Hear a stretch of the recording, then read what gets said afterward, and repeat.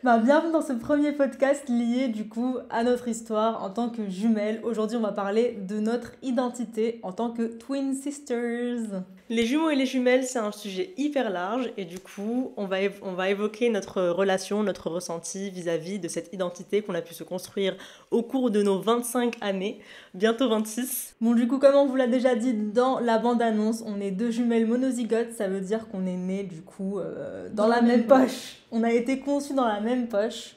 Et oui, les faux jumeaux et les fausses jumelles sont dans deux poches différentes et du coup, ça peut être un garçon et une fille. Et là, du coup, on est deux filles. On est nés du coup à 2 minutes d'écart, c'est plutôt rare, généralement il y a des pauses de 5 minutes entre les deux, des fois plus, des fois 15, et je me rappelle qu'on a rencontré des jumeaux qui eux sont nés à 24 heures d'écart, et ça c'était quand même assez choquant. Ouais, la pauvre maman a dû avoir des contractions pendant plus d'une journée, mais c'est atroce. Et surtout ils n'ont pas le même anniversaire. Et pas le même anniversaire, mais ça c'est génial, parce que quand on était petite, du coup on avait quand même cette crise de jumelles, d'identité, on voulait absolument pas être nés le même jour. Je crois qu'on avait peut-être 8-9 ans, et notre maman du coup elle fêtait mon anniversaire le 6 mai et l'anniversaire de Sabrina le 7 mai, parce que je suis née en premier. Du coup je suis née à 4h pile du matin. Et moi à 4h02. Voilà. Donc, mais du coup ceux qui sont nés à 24 heures d'écart, finalement ils sont pas vraiment jumeaux, ils sont frères et sœurs, ou sœurs.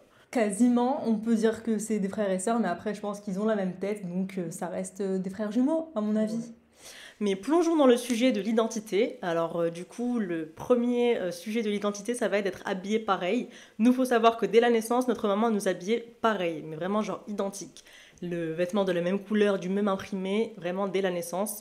Et du coup, beaucoup de personnes se posent la question de comment notre mère faisait la différence quand on était petite, parce que vraiment, tu vois, ces deux bébés, ils sont habillés pareil, tu fais pas du tout la différence, quoi. Même quand on voit des photos de nous, enfants bébés, on hésite. Je pense qu'on a dû se tromper à maintes reprises. Je ne sais pas comment maman faisait vraiment.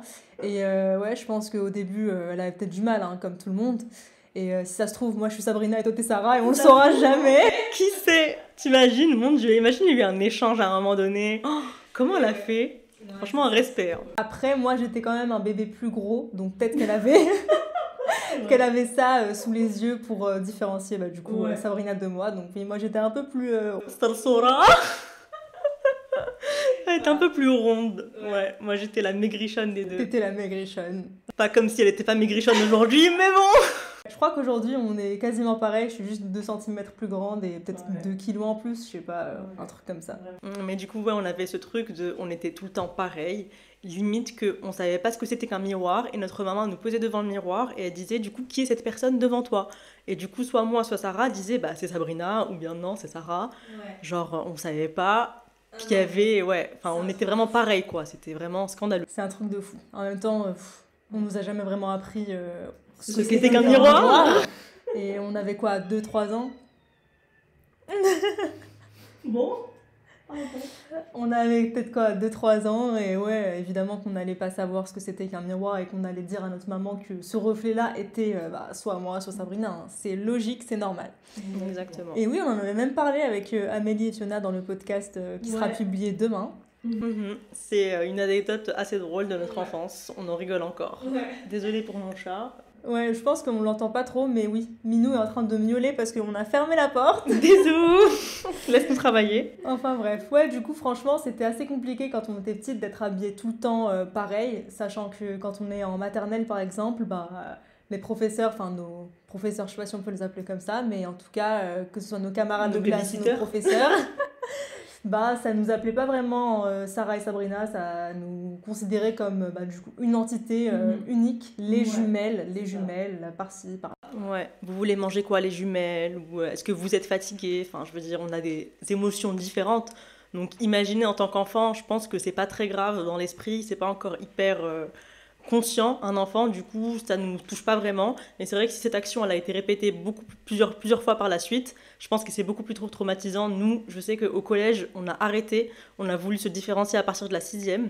À la rentrée de la 6e, on était dans 2 classes différentes. Du coup, c'était l'heure un petit peu de se trouver de nouveaux amis. Et puis les gens n'étaient pas forcément au courant qu'on avait une sœur jumelle. Donc on pouvait vraiment commencer à se... Ah bah oui, franchement, je me souviens que je croisais des fois des personnes dans la cour de récréation qui me disaient « Salut Sabrina !» et je J'étais en mode, bah non, c'est pas moi. Oui, je te l'apprends qu'aujourd'hui, mais nous sommes jumelles. Voilà. Ça arrive encore aujourd'hui, hein. Et ça arrive encore aujourd'hui, ouais. Il y a une histoire qui vient qui vient de venir en tête. Je me rappelle qu'à l'entrée donc, de notre école de commerce, l'IPAG, là pour le coup, les gens étaient vraiment pas au courant qu'on avait une sœur jumelle. Donc moi, j'étais dans la cour, enfin dans la rue, et il y a une meuf qui me court dessus, mais qui me saute dans les bras, genre j'ai failli tomber.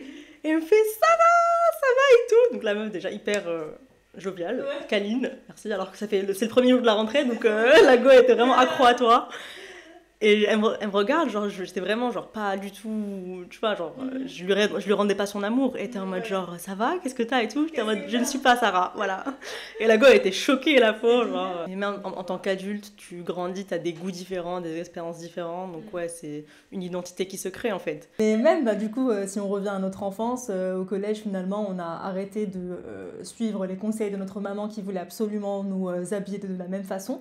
Et on a essayé, bah, du coup, de se trouver à chacune sa personnalité, si on peut dire ça comme ça. Son style vestimentaire. Je me souviens que, je pense que c'était à peu près en 6e, 5e, je traînais encore avec Yasmine et Yousra, c'était mon trio, tu te souviens? Ouais. Et bah, je m'habillais comme Yasmine. Yasmine, elle était très dark, etc. Et je m'étais inspirée un peu de ma copine à l'époque.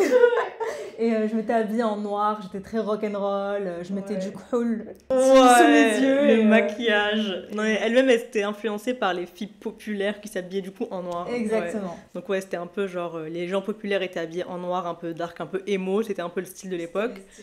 Et les nerds cassos habillés tout en couleur. Moi, je m'habillais vraiment avec des motifs fleuris, mais j'avais que ça, genre. J'habillais beaucoup en fleurs. Et c'était comme en fait, c'était la première différence qu'on a notée dans notre comportement de jumelles.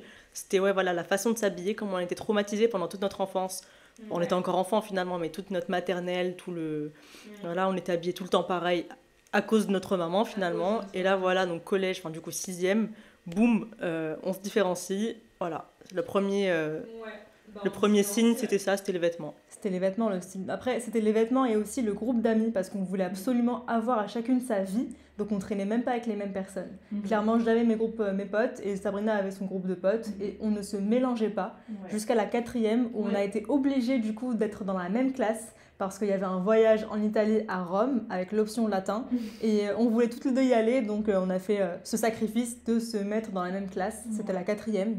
Et ça, c'était un enfer pour les profs. On va pas en parler, mais enfin, si, pourquoi pas. Mais c'est vrai que ce truc de ne pas mélanger nos groupes de potes, c'est aussi un truc de pas se mélanger entre nous, parce qu'on n'était vraiment pas copines. En fait, le truc de... On a été associés toute notre enfance, enfin, du coup, on a été associés toute notre vie, finalement, jusqu'à maintenant. Ça nous a un peu traumatisés, je pense, quand on était plus jeunes, parce que on était un peu à l'adolescence, la crise d'adolescence, où tu veux vraiment te créer une identité. Et c'était à ce moment-là qu'on voulait même pas être copines. On était en mode genre, non, on est différentes, je suis pas comme Sarah. Genre, limite, on s'obligeait, en fait, à faire des choses différentes, à traîner avec des personnes différentes, à aimer des choses différentes. Alors que finalement, genre au fond, tu vois, aujourd'hui, on a les mêmes goûts. On a les mêmes goûts vestimentaires, à quelques détails près. On a le même caractère globalement, à quelques détails près, encore une fois. Mais finalement, on reste pareil dans le fond. Au final, ouais, c'est vraiment un truc qui nous a traumatisé, le fait d'avoir été associés pendant très très très longtemps quand on était petite. Ça nous a un peu traumatisé. Il y a eu ce rejet de la gémellité. On ne voulait pas, en fait. On était jaloux de nos copines et tout, qui avaient des sœurs, genre des grands frères, des gens avec beaucoup d'années de différence, parce que du coup, il y avait ce truc de j'ai un grand frère ou une grande sœur ou une petite sœur, mais nous, on était vraiment genre les mêmes. On était en mode genre waouh, c'est relou. Mais du coup, c'est un peu un rejet, genre. Ouais, c'était un énorme rejet. On se détestait, en fait. On s'aimait pas. Heureusement que ça a changé, je pense que c'était vers la 3e à peu près. Donc c'était après la 4e où finalement on a été réunis dans la même classe. Je pense qu'on a fini par apprendre à s'apprécier. Mais franchement, je suis contente. Personnellement, j'aurais pas aimé avoir la haine contre ma soeur jumelle. Ah ouais, horrible, t'imagines, c'est difficile. C'est compliqué, ouais. Et je pense qu'aujourd'hui encore, il y a sûrement des jumeaux qui s'aiment pas, mais chacun son vécu. Nous, je pense qu'on a eu de la chance de retourner un petit peu cette situation en notre faveur. Ouais, enfin, du coup, le collège, ça a été un peu le moment où on a voulu se différencier. Donc ouais, quand on était petite, donc au collège, donc de la 6e à la 5e, on faisait des lettres à l'école pour ne pas être dans la même classe. Et du coup, ouais, donc il y a eu ce truc de on avait chacune sa vie. Mais c'est vrai qu'en quatrième, c'était boum, rebelote dans la même classe. Donc il y a eu en fait, le re-choc parce que les professeurs nous comparaient tout le temps, donc on était tout le temps associés, tout le temps comparés. Donc ouais, pourquoi ta sœur elle a eu 15 ans en maths et toi tu as eu 12? Pourquoi ta sœur elle est meilleure en histoire géo? Donc il y a eu cette comparaison permanente et je pense que ça aussi ça nous a un peu traumatisés. C'est une comparaison qui est encore actuelle aujourd'hui et je pense qu'on ne peut rien y faire. Tous les jumeaux se feront comparer quoi qu'ils fassent, quoi qu'il advienne dans leur vie. Je pense que tu décides de faire deux métiers différents, d'avoir deux styles vestimentaires différents, on nous comparera tout le temps. D'ailleurs, je me suis fait la réflexion que, tu vois, nous, en tant que jumelles, on se plaint du fait qu'on est comparé H24, mais genre, en fait, on a fait le casting Gucci pour le défilé des jumeaux, et en fait, du coup, on était au milieu de 200 paires de jumeaux, donc on était 400 personnes, il y avait des jumeaux partout, et en fait, on a eu ce réflexe de poser les mêmes questions que nous, on recevait à tout le monde. Et finalement, ouais, genre, c'est un réflexe humain, tu vois. Genre, tu vois deux personnes, elles sont identiques, les questions, elles sont là, elles viennent directement, genre. Du coup, j'ai pris du recul et j'étais en mode, genre, waouh, en fait, c'est normal. Finalement, on vous comprend. On comprend votre curiosité. On l'accepte aujourd'hui, mais finalement, c'est des questions qui se posent à la première rencontre.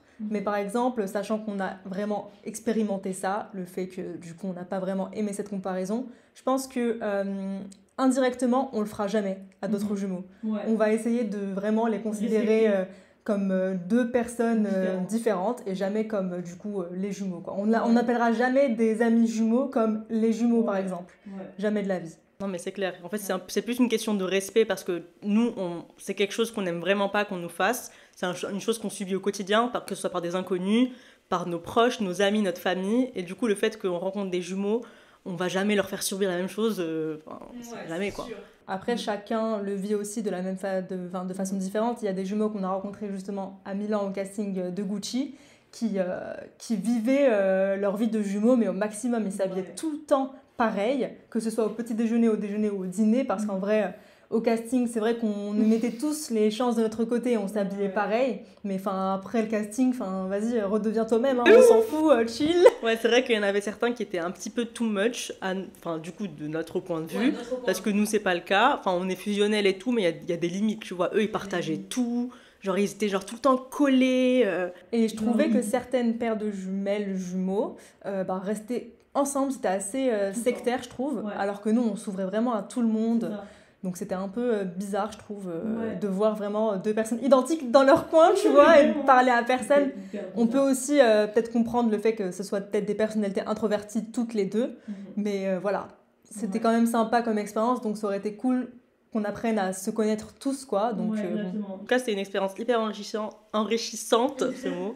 C'était hyper cool et intéressant de, tu vois, genre comparer nos expériences, nos éducations différentes. Genre, tu vois, l'éducation des parents, elle est toujours différente. Il y en a qui étaient habillés pareil dès la naissance, d'autres non. Donc, ouais, c'était hyper cool de voir un petit peu des jumeaux qui étaient vraiment genre hyper fusionnels, d'autres complètement différents. En fait, ouais, chacun a son truc, finalement. Chacun a son truc. Après, bon, là, on a parlé de notre relation à toutes les deux, mais pas mal de personnes nous posent la question aussi, notre relation avec notre maman. Donc c'est vrai qu'on peut très bien le concevoir qu'elle nous confonde de temps en temps. Ça a été le cas plusieurs fois, que ce soit de dos ou de face, hein, sincèrement. Ou au téléphone. Vous qui écoutez ce podcast, peut-être que vous n'allez pas pouvoir faire la différence. C'est vrai, bon courage. Je pense que peut-être qu'ils vont écouter un son je te jure. Le son de A à Z. Mais ouais, du coup, notre relation avec notre maman, franchement, elle a jamais préféré l'une à l'autre. Elle nous a vraiment... Ouais, elle a toujours été hyper juste. Elle a été juste, mais c'est vrai que moi, je pense, je sais pas toi comment tu l'as vécu, mais vu que je suis née en premier, on a un petit frère. On était 3 du coup dans la famille, 3 enfants. Et j'ai l'impression, j'ai eu cette impression toute mon enfance et toute mon adolescence jusqu'à aujourd'hui, je suis considérée comme la grande sœur. Genre, elle me parle toujours à moi en mode oui, fais ci, fais ça, occupe-toi de ton frère et de ta sœur. Bof, moi je l'ai pas vraiment ressenti comme ça parce que du coup, genre, c'est dur de se dire que c'est ma grande sœur parce que finalement on a le même âge. Bien sûr. Mais ouais, non, maman, notre relation avec elle a été hyper juste. Elle a hyper saine. Elle a jamais montré une préférence, que ce soit entre nous deux ou même avec Madou. Genre, Madou, c'est notre frère. C'est notre petit frère, ouais. Mais je pense qu'aussi, ils ont dû souffrir, entre guillemets, vu que maman et Madou étaient pas mal... Bon, Madou, c'est son surnom, mais voilà, c'est notre frère. Donc, ils ont peut-être, je sais pas, senti une difficulté à s'intégrer, entre guillemets, dans cette relation de jumelles, parce que c'est vrai qu'on ne nous comprend pas beaucoup quand on communique. Je sais pas si c'est réel ou pas, mais nous, on s'en rend pas compte. Peut-être qu'on a notre propre langage. J'espère que là, par contre, dans le podcast, on communique normalement, parce que imagine, genre... Des fois, les gens, quand ils écoutent notre conversation d'un point de vue externe, ils comprennent pas du tout, parce que soit on parle trop vite, soit on utilise des expressions qui nous sont propres, en fait. Mais je sais pas, pour moi, c'est du français, c'est normal, tu vois. Mais... Après, c'est vrai qu'on peut parler très vite et de choses qui nous concernent seulement nous, ou de sujets on est vraiment au courant que toi et moi, quoi. Donc peut-être qu'ils vont clairement pas comprendre. Après, c'est vrai que quand ils sont dans une même poche, les deux jumeaux, les deux jumelles ont leur propre langage et développent un langage avant même la naissance. Avant la naissance. Donc ça, c'est réel. Pendant les 9 mois. Ça a été prouvé scientifiquement. Twinologie. Voilà, donc oui, on a des fois notre propre langage. Ouais, mais c'est vrai que ce phénomène de... on ne laisse pas un petit peu les gens entrer dans notre bulle. Il est arrivé un peu donc, au lycée quand on est vraiment devenus copines. Parce que c'est vrai qu'avant, on n'était pas copines au collège. Mais à ce moment-là, on a vraiment créé notre relation de jumelles. On l'a exploité un petit peu au maximum. Parce que comme au collège, on se détestait, on n'était pas du tout proches. Limite, en fait, on ne se connaissait pas. Mais c'est vrai qu'au lycée, on a commencé un peu à traîner ensemble. Ça arrivait surtout en 4e quand on était dans la même classe. Parce que du coup, en fait, on se mettait à côté. Et les profs, je me rappelle, ils pétaient des plombs. Parce qu'on bavardait tout le temps. Vraiment tout le temps. Genre, on était des pipelettes. Et donc, du coup, les profs, ils nous asseyaient, genre vraiment des deux opposés de la classe. D'ailleurs, phénomène aussi intéressant, les gens, enfin du coup les profs, ils nous mettaient dans deux positions différentes. Ah oui, alors mais ils pensaient qu'on trichait. Ils pensaient qu'on trichait parce qu'on faisait les mêmes erreurs. Les mêmes erreurs et les mêmes réponses des fois, donc ils se disaient vraiment que c'était de la triche, alors que franchement... je me rappelle de cet exemple précis, c'était en lettres, je me rappelle que c'était je crois une dictée, et en fait on avait écrit 1000 au pluriel, on avait mis un S. Donc du coup, pour ceux qui ne savent pas, on ne met pas un S à 1000, 1000 ne se... Et on avait fait toutes les deux cette erreur. Et la prof, elle nous avait convoqués, elle nous avait dit, vous avez triché, avouez.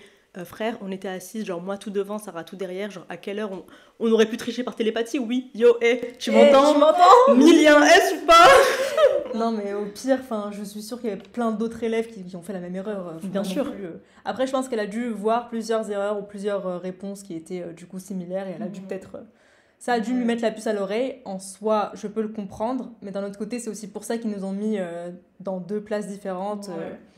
Non mais de toute façon, le truc de tricherie, il n'aurait pas pu fonctionner dans la même classe. Par contre, quand on était dans des classes différentes, on s'éclatait. Vu que déjà, on avait chacune, du coup, ses matières préférées. Moi, j'aimais beaucoup les maths à l'époque, et Sabrina aimait beaucoup l'histoire géo. Le parcourisme, c'était un peu mon truc. Genre, j'apprenais par cœur, et aussi c'était hyper intéressant, je trouve, l'histoire. Quand elle avait des devoirs de maths, j'y allais à sa place pour les contrôles, et inversement, elle venait dans ma classe pour faire mes contrôles de histoire géo. D'ailleurs, les profs, ils n'y voyaient que du feu. C'était vraiment genre à l'aveugle, ils voyaient rien du tout. Et même les élèves, des fois, c'était un peu choquant. Genre, les copines de Sarah, elles captaient pas. Enfin, genre, ça nos meilleurs potes. Oui, mais parce qu'elles le savaient, on les avait prévenus. Mais les autres personnes de la classe, ils se s'en rendaient pas compte. D'ailleurs, il y avait ce mec là qui voulait nous balancer à la prof. Justement, certaines personnes étaient vraiment pas discrètes, c'était assez insupportable. Mais de toute façon, on aurait nié jusqu'au bout. On inversait, mais vraiment tout. Genre notre carte d'identité, nos carnets. Tu peux dire ce que tu veux, nous on va nier jusqu'au bout. Les preuves, elles sont pas là. Et en plus, on a le même ADN. Donc tu veux faire quoi? Il y a rien à faire. Même s'ils nous emmènent faire des tests, ça prouvera qu'on a le même ADN. Et c'est quelque chose qu'on a aussi fait quand on est arrivé en école de commerce. Genre, c'est pas un truc qu'on a fait seulement quand on était au collège et au lycée. On s'est éclaté même en école de commerce. Je me rappelle que Sarah, elle m'a sauvé la mise une fois parce que j'étais hyper malade. J'avais plus de voix et j'avais un oral d'anglais. En plus, donc à l'ancienne, elle était meilleure que moi en anglais, donc tout bénef. Et du coup, c'était un oral hyper important, et coefficient je sais pas combien, donc j'aurais eu 0 si j'étais absente. Donc j'aurais limite redoublé en fait. Et donc Sarah, je l'ai envoyée à ma place, et le prof a rien vu, les élèves ont rien vu. Ce qui était marrant, c'est que la réaction du professeur, franchement, elle était banale, quoi. Il voyait Sabrina, en plus c'était vraiment, c'était pas comme les contrôles, les devoirs en classe où on a vraiment la tête baissée sur notre copie. Là c'était une interaction avec le professeur, donc je le regardais dans les yeux, et c'était un oral d'anglais, donc vraiment le fait qu'il m'analyse, quoi, genre il m'a en face pendant une demi-heure et qu'il voit rien, c'est un truc de fou. Je pense que Ils ont tellement d'élèves, à mon avis, que vas-y, ils voient une touffe. C'est ça, c'est l'illusion en fait. C'est une illusion. Ils voient une meuf avec une grosse touffe, ils disent ok, c'est Sabrina, ou inversement. C'est pour ça qu'il y a plein de frères et sœurs aussi, peut-être comme Fiona qui nous a pas mal parlé de sa sœur. Des fois, on les considérait comme deux sœurs jumelles, alors que du coup. Bah oui, ils voient deux rousses, c'est bon, genre. Fiona, c'est la grande sœur, pardon. Fiona, c'est la grande, oui. Fiona, c'est la grande. Bah, du coup, je pense que si elles ont eu l'occasion peut-être d'échanger, je pense que même leur professeur aurait rien vu, tu vois. Ah oui, c'est clair. Parce qu'ils voient peut-être aller deux rousses et c'est bon. Ça, deux rousses ou bien deux touffes. Ouais. Mais franchement, les gens, il leur en faut peu, hein. Ils sont bêtes. Il en faut peu, quoi. Enfin bref, c'est vrai que tout au long de notre enfance jusqu'à notre adolescence et encore aujourd'hui en tant qu'adulte, on a vraiment du mal des fois quand on nous compare, mais c'est la vie. Et c'est pour ça qu'à l'heure actuelle, on s'en fout, on a fini par mélanger nos potes, on a des potes en commun et c'est comme ça, hein, on a les mêmes goûts en tant que personnalité, enfin les humains, c'est la vie, hein. On les kiffe, Ouais. c'est tout. Ouais, limite en fait c'est un truc positif le fait qu'on ait les mêmes goûts, qu'on partage tout. Franchement, être jumelle, tu connais jamais la solitude finalement, surtout quand tu as les mêmes goûts et que tu fais tout le temps les mêmes choses. Genre finalement, c'est comme vivre avec sa meilleure pote. Enfin, du coup, on vit plus ensemble aujourd'hui, mais avoir sa meilleure pote tout le temps avec toi et tout, c'est génial. Mais c'est vrai que dans notre groupe de potes, genre les gens, enfin du coup nos potes, ils nous ont vraiment fait ressentir ce truc de on est deux personnes différentes, genre Pas tout le temps certes, mais c'est vrai que genre on a beaucoup ce truc de on est vraiment pas pareil quoi. Oui, on est vraiment pas pareil. Pour eux, c'est facile de dire les différences. Tu vois ce que je veux dire? On nous le dit très souvent qu'on n'a pas du tout la même tête et qu'on a peut-être deux personnalités différentes, etc. Que chacune a ses qualités et ses défauts, mais ça les empêche pas quand même de mélanger les souvenirs, par exemple, avec l'une et l'autre. Ouais. Je me souviens que, je sais plus, c'était Margot, je crois, qui avait dit oui, Sarah, tu te souviens, nanana. En fait, non, c'était quelque chose qu'elle avait fait avec Sabrina. Ouais. Et il y a eu pas mal de fois. Oh, mais ça c'est tout le temps, c'est un quotidien, ouais. C'est un quotidien. Ouais. Et c'est bon, ça c'est un peu dommage, quoi. C'est triste. Mais c'est la vie. Mais c'est la vie. On va finir ce premier podcast sur ce point négatif, oh mon Dieu. Désolée. Mais bon, en vrai, non, bien, on finit sur une petite touche positive quand même. C'est toujours positif d'être jumelle, c'est une force, c'est un soutien mutuel, que ce soit les jumeaux ou les jumelles ou les triplés, les quadruplés, etc. On se sentira jamais seul, on sera jamais seul, on aura toujours une épaule sur laquelle se reposer. Exactement. Et voilà. Dans tous les cas, l'identité des jumeaux et des jumelles est un sujet fascinant qui mérite d'être exploré en profondeur. On vous donne rendez-vous lundi prochain pour un autre épisode sur la gémellité dans notre podcast Twinologie.